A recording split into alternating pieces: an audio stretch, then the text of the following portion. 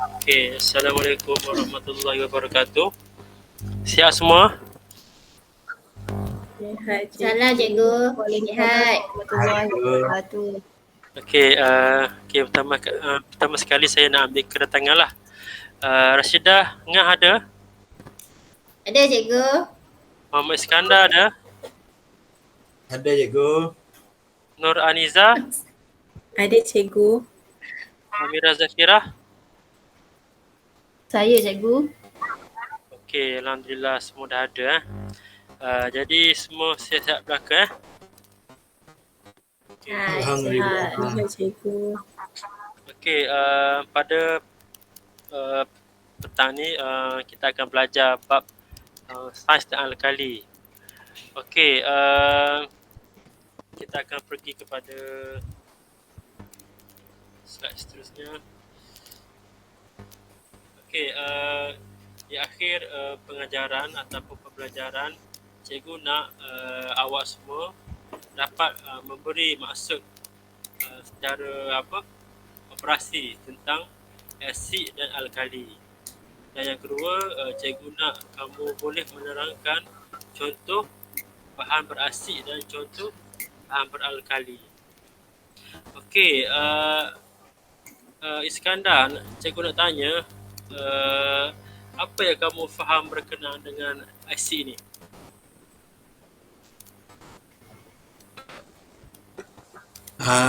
Setahu saya cikgu, asid ni merupakan bahan yang bersifat menghakis.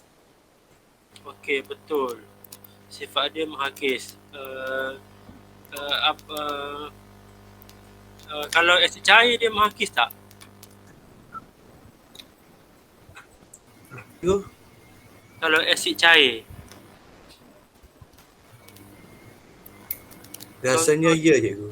contohnya kalau tangan kita terkena dengan apa nama tu, cecair bateri kan, apa nama tu, asid bateri daripada bateri kereta, apa yang akan terjadi pada kulit kalau terkena asid tu?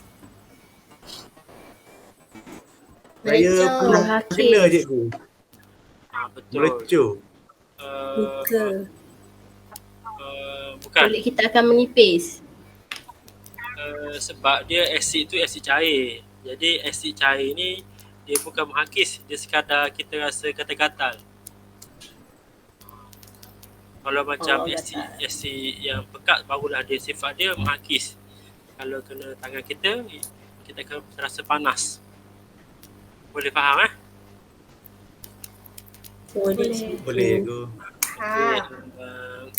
Okey, cikgu nak tanya Rashidah, apa yang kamu faham berkenaan dengan alkali? Rasa pahit cikgu. Betul. Amira, apa yang kamu faham berkenaan dengan alkali?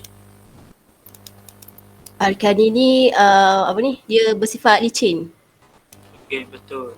Betul cikgu. Jadi kamu semua dah bolehlah membezakan antara sifat alkali dan sifat asid.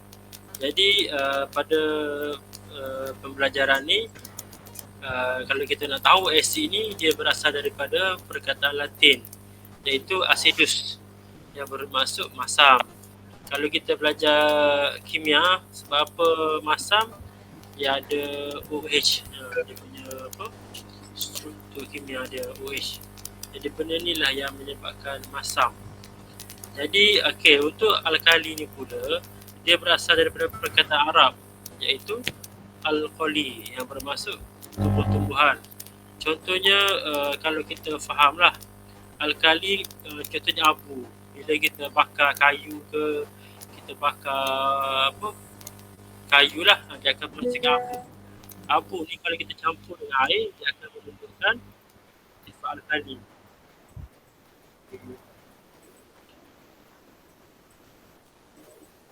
Okey,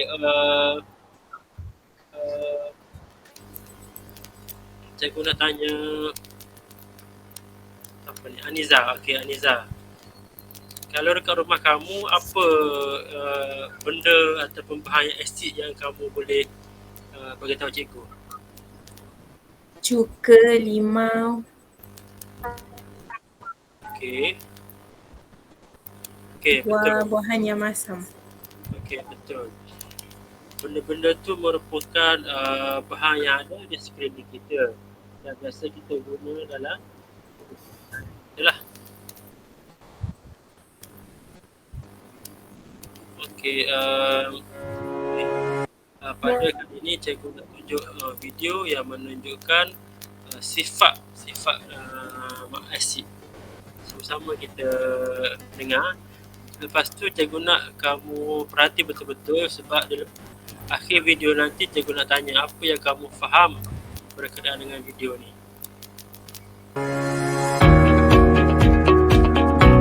Jangan lupa subscribe channel ni ya. Bahan berasid.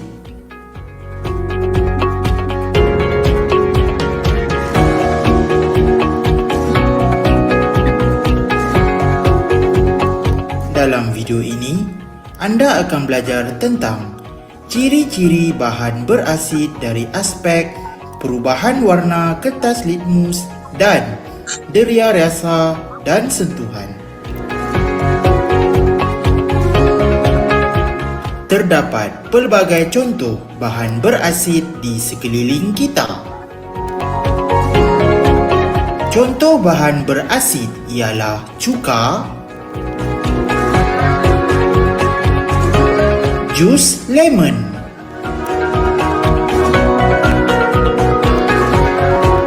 dan nanas. Bahan berasid menyebabkan kertas litmus biru bertukar menjadi merah, manakala tiada perubahan warna jika kertas litmus merah digunakan. Kebanyakan bahan berasid berasa masam apabila dirasa dan berasa perit apabila disentuh.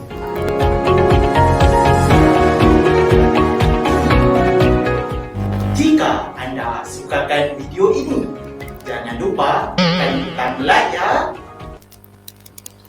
Okey. Cikgu ada pertanyaan. Okey, seperti yang kita tengok video tadi, apakah perubahan kertas limut biru dia akan menjadi warna apa sekiranya terkena bahan asid? Biru kepada merah. Dia akan jadi warna merah. Okey, betul. Jadi sifat asid ni dia menukarkan kertas limut biru kepada merah. Okey, kalau kertas limut tu merah, Merah dia Dia tak ada ada perubahan. okey, betul, tiada perubahan. Sekiranya okey, cikgu nak tanya, apakah contoh asid yang ada dalam badan kita?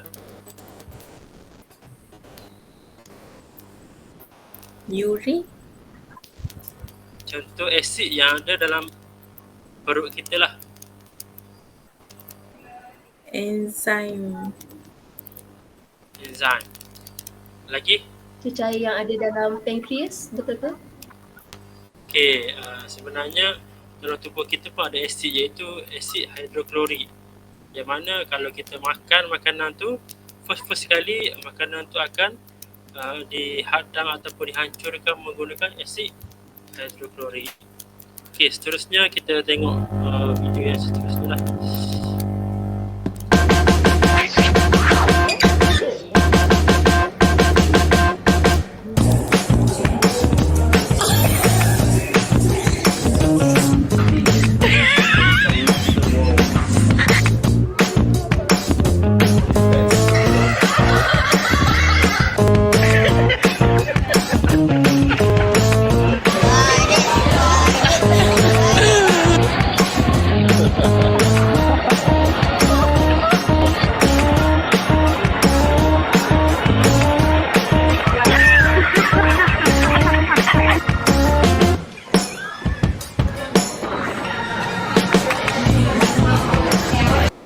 Okey, ini merupakan reaksi-reaksi bayi sekiranya dia makan benda yang masam. Apa reaksi dia? Boleh kamu beritahu, cikgu? Pecah mata. Macam mata. Dia terkejut. Betul. Selain lagi?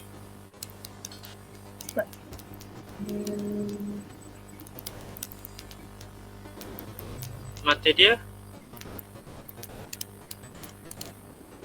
akan jadi berair, betul tak? Cerah. Betul lah. Okey, ini merupakan Mata dia segar. contoh kalau macam kamu mengantuk pun, kalau kena benda masam kita akan jadi segar, betul tak? Betul. Okey, Iskandar, boleh tak kamu beritahu cikgu apakah sifat asid dari segi apa nilai pH yang kamu faham? Nilai pH.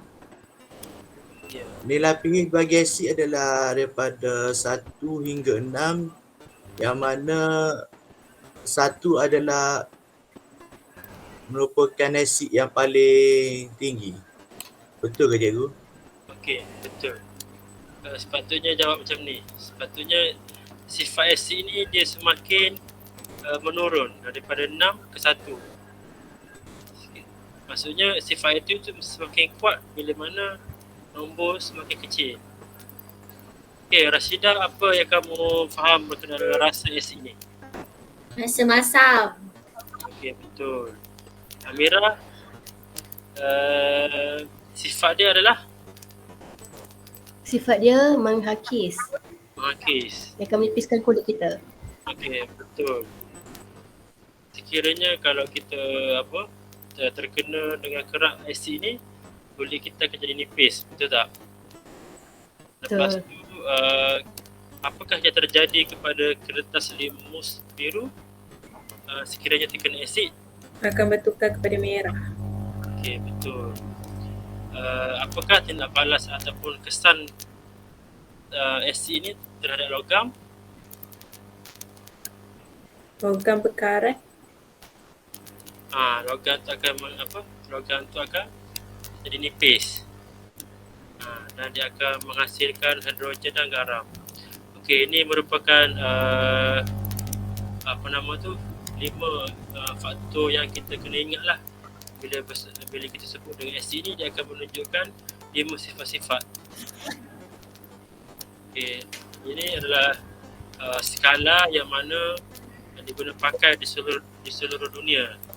Yang mana neutral adalah 7 dan semakin kecil nilai menunjukkan semakin tinggi keasidan.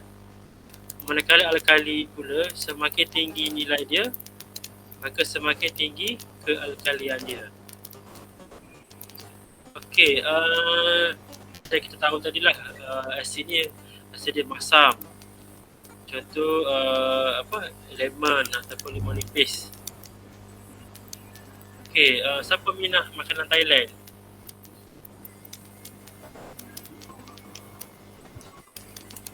Sorry cikgu, apa soalan tadi? Saya. Siapa minat makanan Thailand? Perasan tak makanan Thailand dia rasa masam, betul tak? Betul, betul. Betul. Okey. Betul cikgu. Okey. Tom yum. Sedap lah tom yum.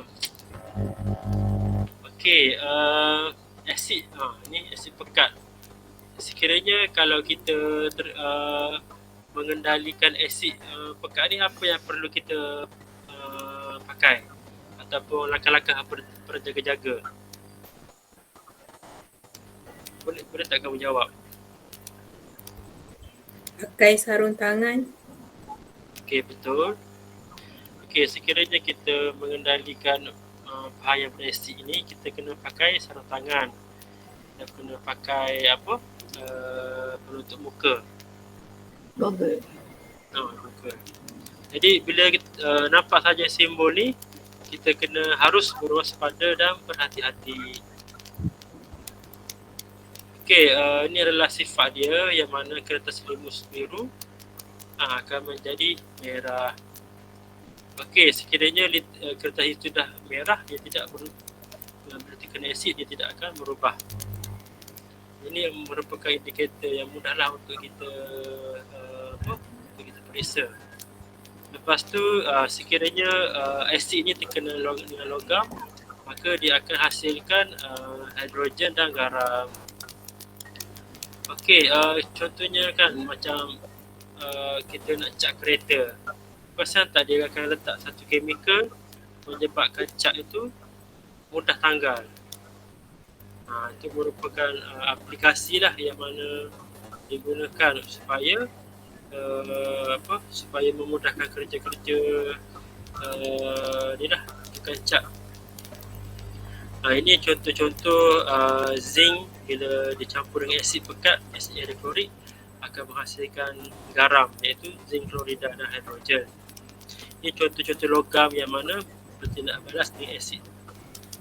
Jadi ini kita sebagai pengetahuan untuk kita lah. Lepas tu ini kita punya kita kena ingat lah 5 key yang kita kena ingat. Okey, seterusnya kita pergi kepada alkali. Okey, siapa nak jawab contoh bahan-bahan yang ada di sekeliling kita? Sabun cikgu. Sabun. Sabun. Beria cikgu. Apa? Beria. Minyak. Shampoo. Okey, betul. Jadi nak tunjuk video berkenaan dengan sifat-sifat alkali. Jadi sama-sama kita belajar kan. Jangan lupa subscribe channel ni ya. Bahan beralkali.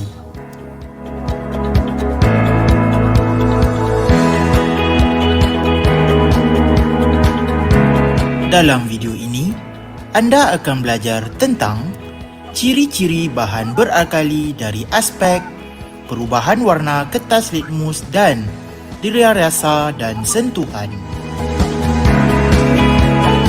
Terdapat banyak bahan beralkali di sekeliling kita. Contoh bahan beralkali ialah kubis,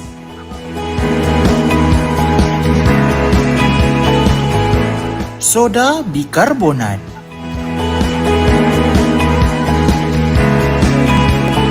dan shampoo.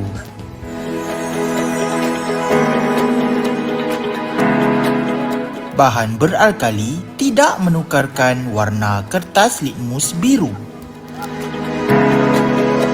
tetapi menyebabkan kertas litmus merah bertukar menjadi biru. Kebanyakan bahan beralkali berasa pahit apabila dirasa dan berasa licin apabila disentuh. Jika anda sukakan video, Okey, cikgu nak tanya apa yang kamu boleh huraikan dari dalam video ni, apa yang kamu boleh huraikan sifat-sifat alkali? Rashidah? Rasa pahit. Okey, Iskandar? Licin. Okey, betul. Nur Aniza? Tidak menghakis. Okey, betul. Amira? Bahan alkali ni shampoo, sabun. Itu contoh-contoh lah. Satu lagi sifat yang cikgu nak tekankan di sini adalah dia apa yang berlaku pada perubahan kertas litmus merah sekiranya terkena bahan alkali. Bertukar kepada biru. Betul. Sekiranya kertas litmus biru, Tidak bertukar. okey, betul. Jadi next video ni adalah sifat-sifat alkali yang kita kena ingatlah. nilai pH, rasa, sifat menghakis, kesan dia terhadap kertas limus dan tindak balas terhadap logam. Okey, yang ni cikgu dah terangkan tadi. Dia akan semakin tinggi nilai, semakin tinggi kealkalian. Okey, Rashidah boleh tak kamu beritahu cikgu contoh bahan alkali yang paling kuat? Paling kuat. Hakis. Tak tahu cikgu. Tak tahu Siapa tahu boleh bantu cikgu.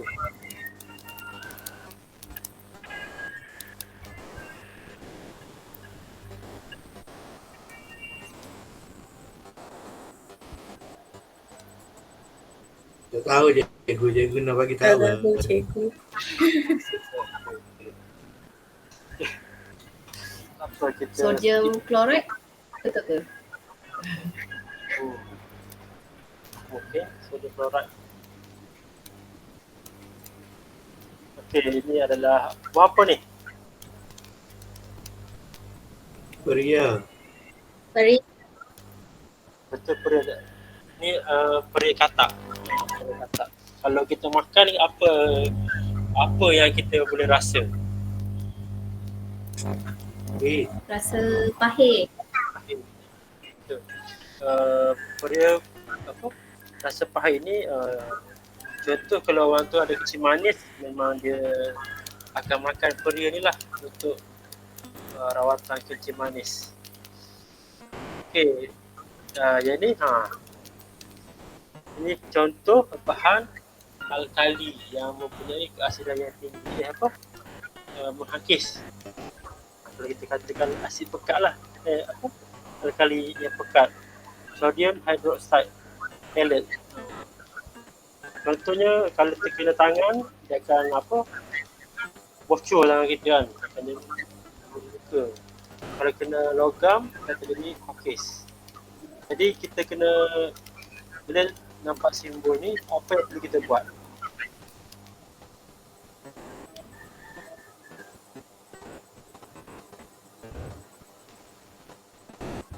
Rashidah boleh jawab cikgu?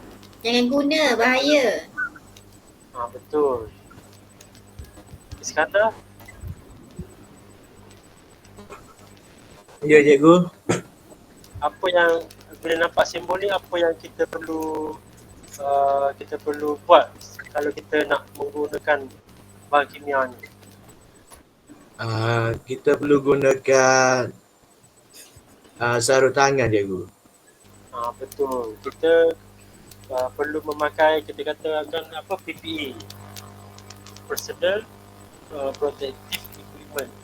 Benda tu dia akan menjaga tubuh kita, kulit kita daripada kecederaan. Okey, macam biasa, kertas selimut biru jika terkena bahan ni tidak akan berubah, dan kertas selimut merah akan bertukar biru.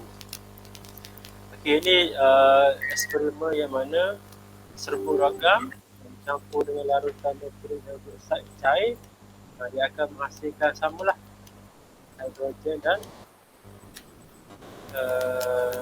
garam. Okey, asid glasial dia berbentuk pepejal. Okey, sifat asid dan alkali ni sekiranya berbentuk pepejal, dia tidak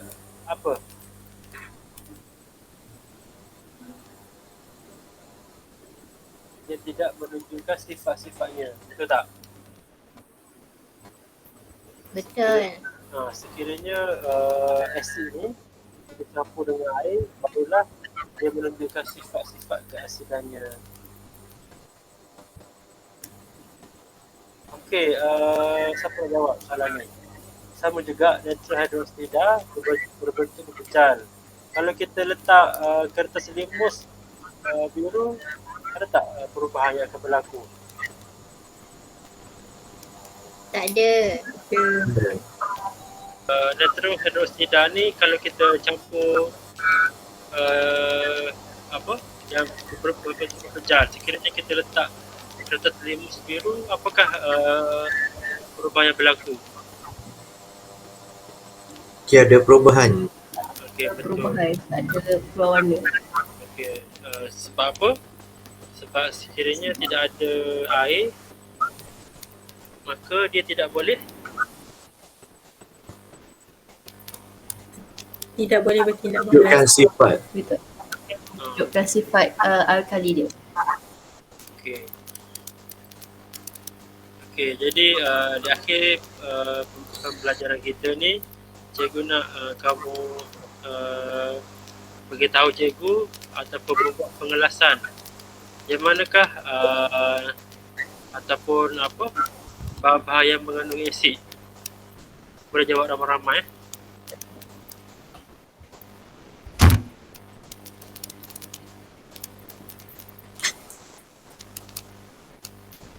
Okey, Juga macam mana?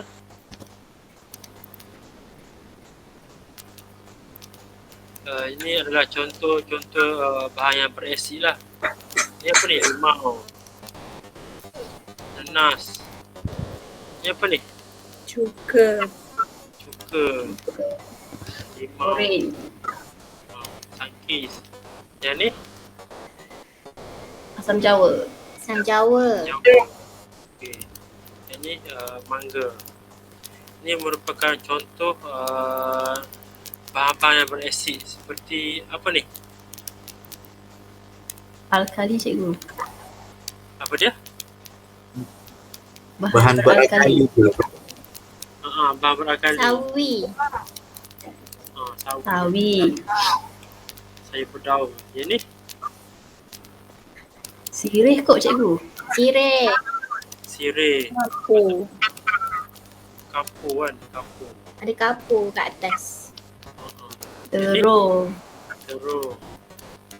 Yang ni? avokado, Avocado. Avocado. Yang ni? kacang, Kacang almond. Cam. Macam Betul ke? Yang ni? Padahal Brokoli. bunga kubis. Kubis. Bunga kubis. Okey, untuk penunjuk ni kita ada 5 lah. 5 jenis penunjuk yang digunakan untuk menentukan asid dan alkali. Yang pertama, phenolphthalein. Yang kedua, semester. Yang ketiga, metil jengga. Yang keempat, kertas limus biru dan merah. Okey, jadi ni contoh kertas limus penunjuk phenolphthalein, yang mana sekiranya bahan tu berasid, dia tidak menunjukkan warna. Neutral juga tidak berwarna. Bila alkali, dia akan menunjukkan warna merah jambu. Okey, yang ini merupakan petunjuk semesta, yang mana kalau dalam bidang aquaculture, jadi kit yang digunakan seperti inilah, yang mana sekiranya kita ambil air dalam akuarium ataupun kolam, maka kita letak dalam bika dan kita titiskan bahan ni, petunjuk ni. Maka kalau air itu berasid, maka dia akan menunjukkan merah. Neutral, dia akan menjadi warna hijau, dan alkali dia akan masuk menjadi warna biru. Okey, jadi kenapa cikgu nak bagi contoh kepak sikit. Sekiranya air itu berasid, apakah kesan kepada ikan yang ada dalam air tersebut? mati, Ikan akan tidak selesa, dan ikan akan lama kelamaan akan mati. Sebab apa?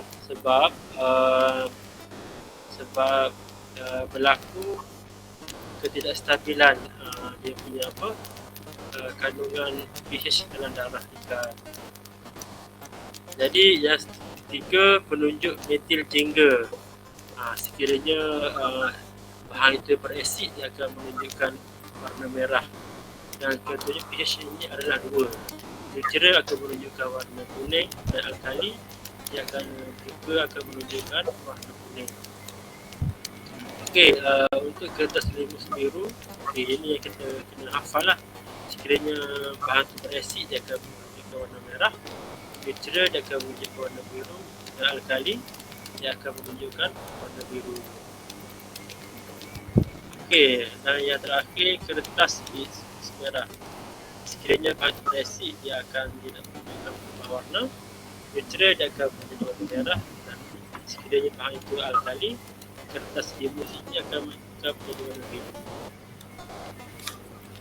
Okey, ini merupakan ringkasan yang mana warna-warna chemical bila diuji dengan bahan-bahan asid, neutral dan alkali.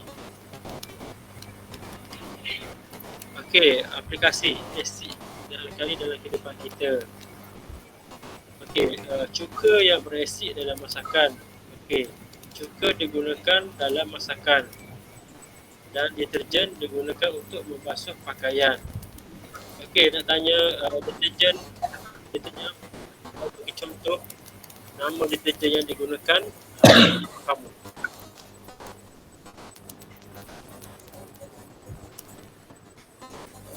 Boleh ulang cikgu soalan?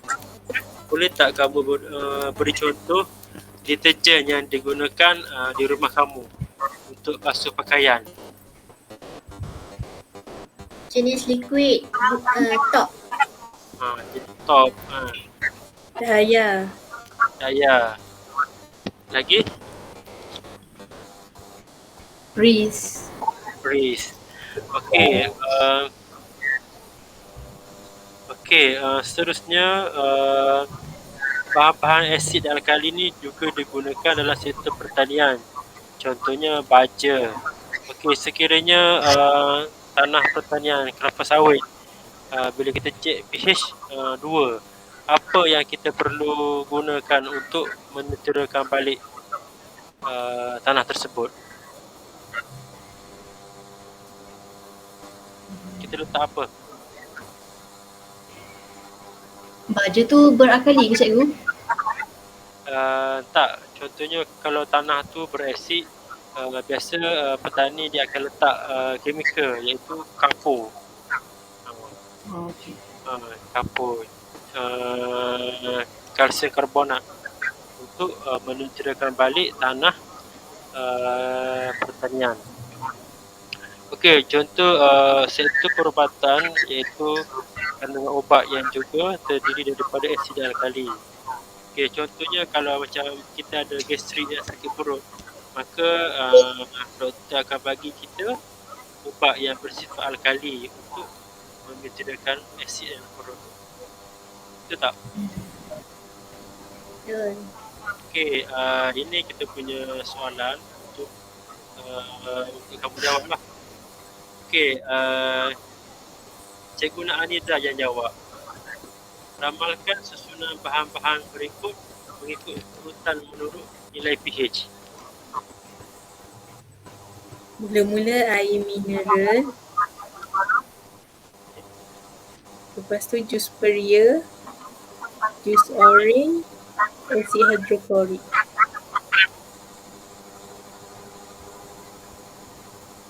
Okey, betul lah. Okey, kita sama-sama jawab. Mula-mula air mineral. Lepas tu jus peria. Jus peria. Gila. Okey, jus peria ni bukan jus peria ni alkali. Sepatutnya kita tak disebut. Kita sebut air mineral, jus orange dan terus asid hidroklorik. Betul tak? Okey, Cikgu Iskandar yang jawab soalan nombor 2. Nyatakan sebab level botol asid dan alkali mempunyai simbol seperti dalam rajah di bawah. Kenapa? Kerana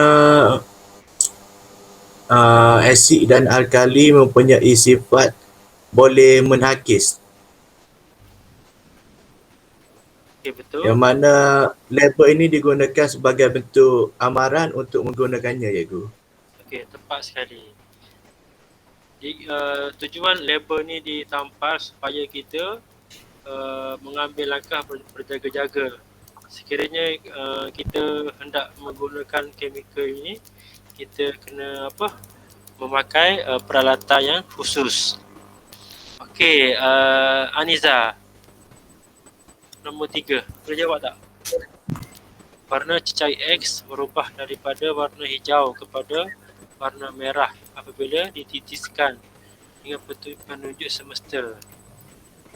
A. Tentukan sama ada cecair X berasid, neutral ataupun beralkali. Cecair X berasid. Dia tukarkan kepada warna merah. Betul. Sekiranya dia berasid, maka dia akan menunjukkan warna merah.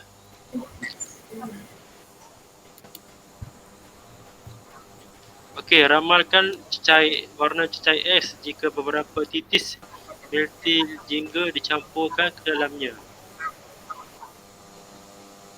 Warna merah. Sebab dia asid. Okey, betul. Meltil jingga juga akan menunjukkan sifat warna merah sekiranya bahan itu berasid. Okey, yang terakhir